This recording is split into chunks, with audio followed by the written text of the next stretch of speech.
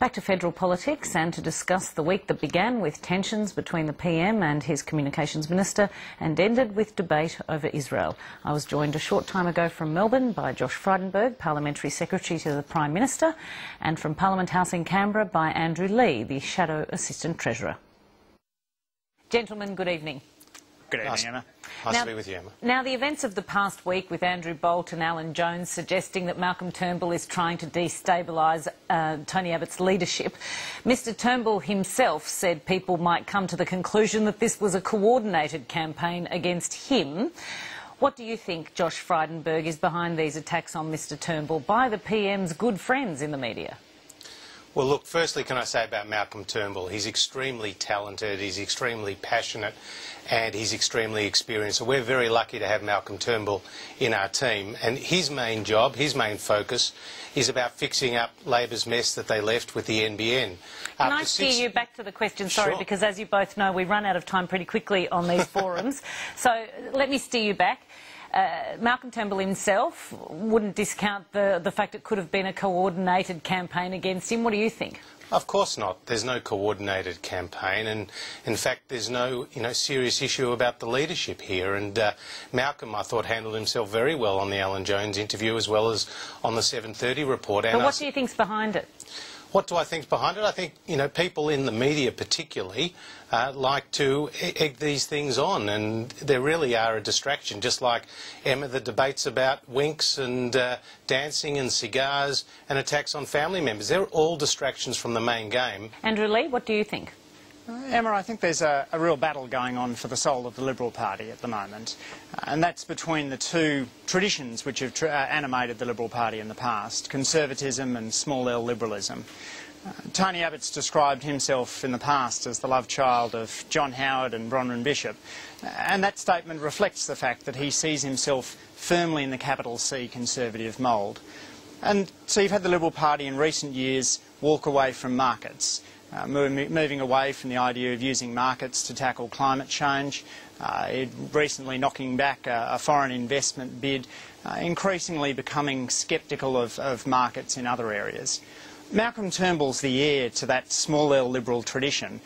Without him, then I think it rightfully falls to Labor to be the party not just of egalitarianism but also of small L liberalism. So there's real policy substance to this tussle that's happening in the Liberal leadership.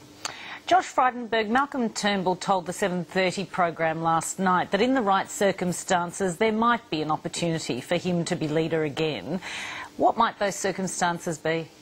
Well, he could be the Billy Hughes of politics, Emma. He could stay there for 50 years and who knows what happens. But look, we've got a fantastic leader in Tony Abbott.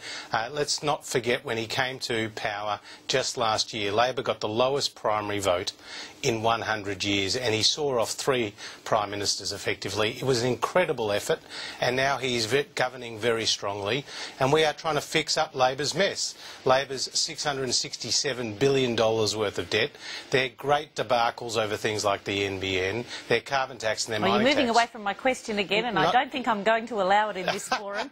An Essential poll just today found 18% prefer Tony Abbott, 33% Malcolm Turnbull. Well, I don't know if you're asking, but if you go to the Liberal Party room, we're all firmly behind Tony Abbott. And, he has taken some tough decisions, Emma, in this budget. He hasn't shirked those decisions. He's taken those tough decisions. Now our job is to sell it. And, of course, you're probably going to be a little bit unpopular when you're taking away a few entitlements from people. OK, the Prime Minister said this morning that having ambition is a prerequisite for entering the Parliament. Josh Frydenberg, you're considered a strong candidate for Arthur Sinodinos' role as Assistant Treasurer. Is that a job you'd like? Look, I'm very happy doing what I'm doing, and my real hope is that Arthur Sinodinos comes back to the ministry in his role as Assistant Treasurer. He's been a great friend and we work together for John Howard. He brings immense experience to the role, and I think he's got a big future in federal politics. Andrew Lee, how much longer can the government function without an Assistant Treasurer? You're Labor's Shadow Assistant Treasurer. Is it a job that can do without a designated minister for what might turn out to be 6 months or more? Emma, it is frankly a little strange being a shadow without a body, and I think the government's loss of Arthur Sinodinos is showing. He's got some questions to answer, I think, through the ICAC process, which is why he stood aside. But there's no denying that Arthur is an impressive mind, and I've really enjoyed discussing ideas with him, and that's reflected to me the sense that his depth of policy understanding would have been valuable in putting the budget together.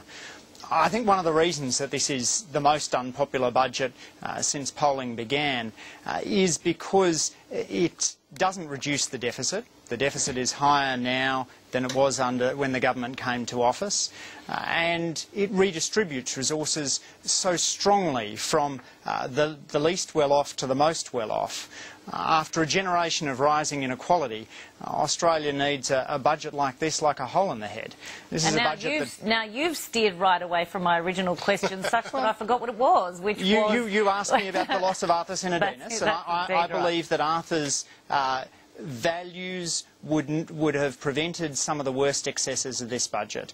The idea that it would have been appropriate to take away the pension, to break the pledge on cutting the pension, to cut health and education, and to leave the poorest single parents worse off to the tune of $1 in 10.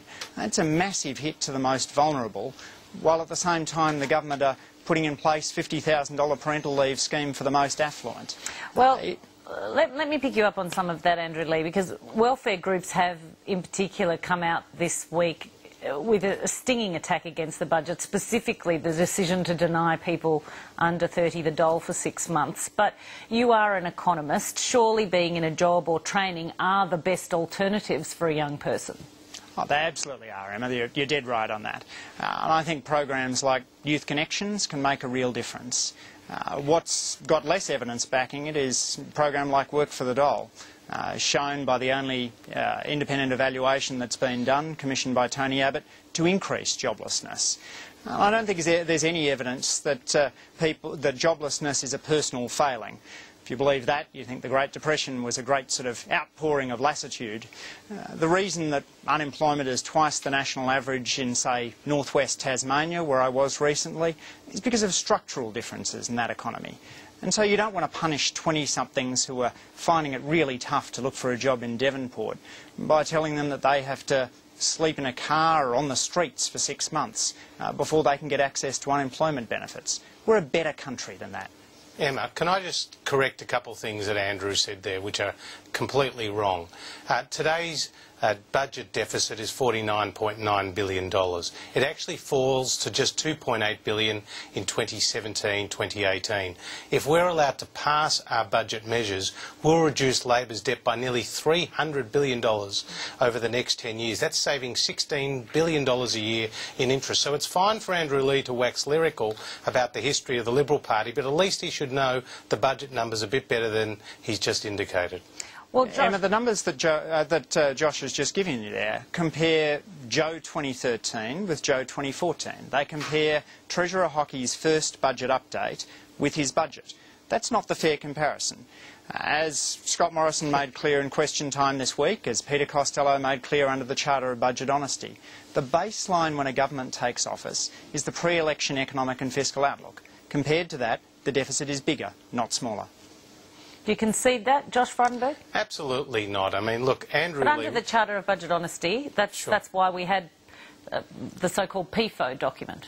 And, you know, the PFO document proved to be very wrong in a number of areas. For example... But the same people who produced the PFO document produced your budget numbers. But we had to update those budget numbers. But, Emma, the key point here is Labor said, for example, they only made... Sorry, can I just take you back to that particular point? The same people did those two documents. When you say you had to update the numbers, of course, that was to reflect your changes in policy. But also the fact that there has been, for example, a large number of public servants that Labor never accounted for that we're going to get rid of. They're going to get rid of 14,500 public servants. In their PFO numbers, they only accounted for 800. For example, with Manus Island, they never accounted for the cost and the expenditure for Manus Island and Nauru beyond the year end of 2013. So the PFO numbers in that respect were wrong. Look, Andrew Lee actually agrees with a number of the measures in our budget. He agrees with Medicare co-payments. Before we get into too many different pieces of detail, let me ask Andrew Lee to respond quickly before we move on. We had no policy to get rid of public servants, Emma. The baseline is what was set down by the Secretaries of Treasury and Finance, and Peter Costello laid that out in his Charter of Budget Honesty. It was a good thing to do. I'll give him credit for putting it in place. I just wish Joe Hockey would play by Peter Costello's rules. OK, Josh Frydenberg, your Attorney-General George Brandis says it's time we stopped referring to East Jerusalem as occupied. This is a significant shift in Australia's position on Israel. Do you support it? Look, I absolutely support what George Brandis and Julie Bishop have said in this case, because what we want is neutrality when it comes to the language that is between the Palestinians and the Israelis, because we believe as a government there needs to be a two-party and two-state solution, and it needs to be a negotiated solution. So we don't want to prejudge the outcomes, Emma, by saying if one side is occupying the other, that's effectively saying the other side has no legal claims, and these are disputed claims. And look, Bob Carr rewrote the rule book when it came to the Israel-Palestinian issue. He actually went away from decades of a bipartisan consensus, particularly Julie Gillard, Bob Hawke, and their other predecessors. So I think what we have done here with the statement by George Brandis reflecting his discussions with Julie Bishop is to try to bring some neutrality to the language that we use. Andrew Leigh, the Attorney-General, says it's not appropriate or helpful for the Australian Government to describe areas of negotiation in such judgmental language. What's your view? Well, Emma, East Jerusalem was occupied after the Six-Day War in 1967, and that prompted UN Security Council Resolution 242, which recognised that East Jerusalem was occupied territory. That's been the language that Australian governments, successive governments, have used since then. And it reflects the fact that Australia can be a good friend to both the Palestinian people and to Israel if we work hard for a two-state solution. I think back to that terrific Ben Gurion warning where he said that Israel can be Jewish, it can be democratic, or it can cover all of the traditional lands of Israel, but it can't be all three. We need to encourage a two-state solution, and putting ourselves with just a couple of countries in the world isn't the way to do it. The position Bob Carr brought us to in government was to abstain on a resolution giving Palestine non-state observer state status, and we did that. The vast bulk of the world's countries either voted yes or abstained on that on that resolution. There were only a handful that voted no. OK, finally and just briefly, let's talk about Clive Palmer. Putting aside his blunderingly offensive remarks about the PM's Chief of Staff this week, he has been able to cut through with voters. Could that be because Australians are sick of conventional politicians who are predictable and robotic, who never deviate from their talking points? Josh Frydenberg, I'll start with you. Well, there's no doubt you're right. Clive Palmer has hit a chord with some voters, and no doubt there is a lot of cynicism out there with contemporary political discourse, and particularly, the activities of both parties. But I think we'd make a great mistake on our side of politics if we were to underestimate Clive Palmer. I think we need to sit down with him and discuss constructively the measures in this budget, explain to him why they are in the long-term interests of the nation, why we can't keep on spending $180 million more a day than we take in tax, why 1 in 5 families or households are only net contributors to the tax system, the rest are actually getting more benefits than they're paying in tax. Those systems are not sustainable, and whether it's the Commission of Audit or the Parliamentary Budget Office or the IMF, we are being told we need to take some difficult but necessary measures to bring the budget back into surplus, to pay back some of that debt and to deal with the demographic challenge. Is it time you gave Clive Palmer the staff he says he needs to be able to properly scrutinise your bills?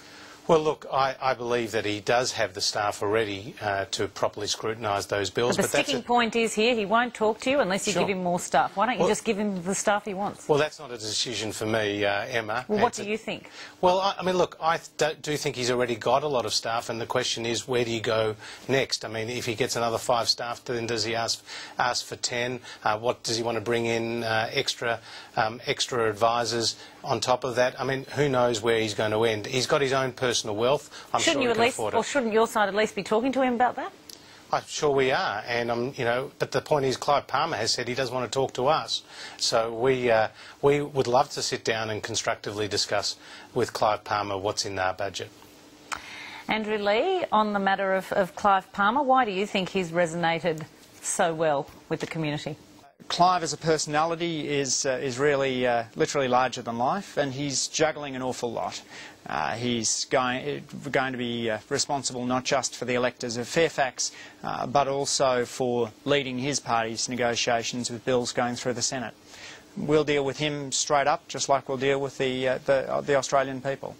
We'll make our arguments based on Labor values, talking about fairness and the importance in Australia, in which we've seen a big rise in inequality, to not be hurting those who are most vulnerable in the community. Pensioners, the unemployed, young Australians who want the chance to go to university without the risk of being hit by a debt that's burgeoning out of control. So we'll have all those conversations with Mr Palmer, as we will indeed with crossbench senators. We're out of time. There's always a lot more to talk about. That's for another day. Thank you both very much for coming in, Andrew Leigh, Josh Frydenberg. Thanks very much. Emma. Thanks, Josh. Emma. Thanks, Andrew.